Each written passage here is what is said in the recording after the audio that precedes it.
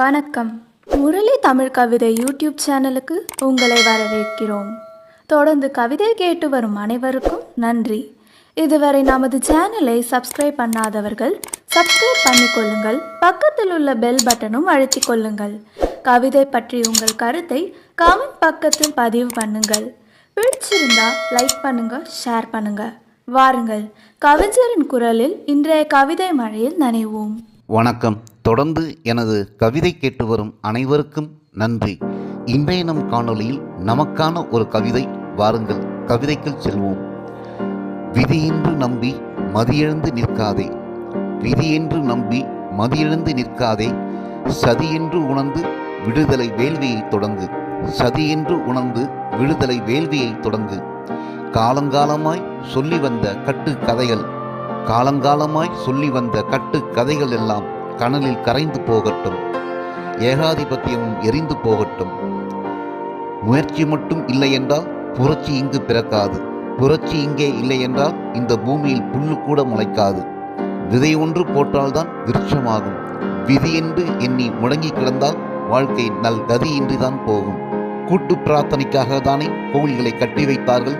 கூட்டு பிரார்த்தனைக்காக தானே கோவில்களை கட்டி வைத்தார்கள். சாதி என்று சதி செய்து ஏன் பூட்டி வைத்தார்கள்? இணக்கத்திற்கு தானே மதங்களை தோற்றுவித்தார்கள். மனிதர்களை விழுங்கும் குழிகளாக யாரு மாற்றி வைத்தார்கள்?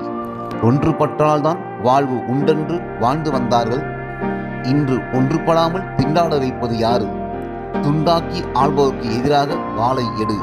விதை என்று சொல்லி நஞ்சை விதைப்பார்கள். வினா ஒன்று தொடுத்தால் விதி என்று திரிப்பார்கள். மதிமயங்கி மதில் மேல் நிற்காதே, மதிமயங்கி மதில் மேல் நிற்காதே. சதி என்று நீயே சங்கு கொண்டு முழங்கு, சதி என்று நீயே சங்கு கொண்டு முழங்கு. பறை கொட்டியே பகைவர் படையை தகர்த்திடு. சாடினாலோ வேண்டினாலோ கிடைக்காது நீதி. தீபந்தம் எடுக்காமல் தீர்ப்பு கிடைக்காது. சாஸ்திரங்கள் என்ன சர்வதிகார போக்குதானே.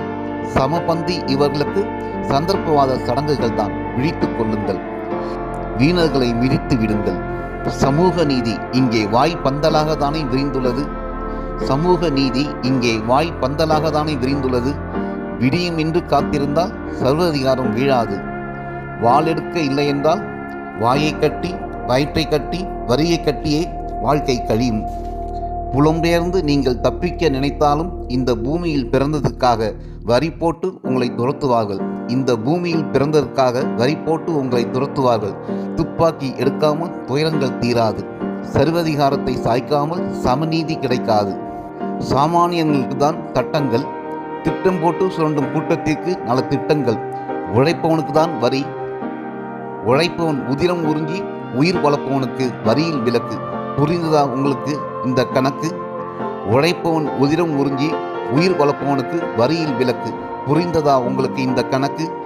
இனியும் பொறுத்தால் நல் வாழ்க்கை கிடைக்காது உனக்கு.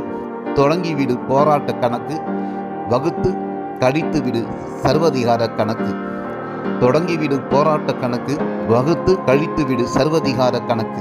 நன்றி. இந்த கவிதை பிடித்திருந்தால் உங்கள் கருத்துக்களை கமெண்ட் பக்கத்தில் பதிவு செய்யுங்கள். மீண்டும் வேறு கவிதையுடன் உங்களை சந்திக்கிறேன். நன்றி, வணக்கம்.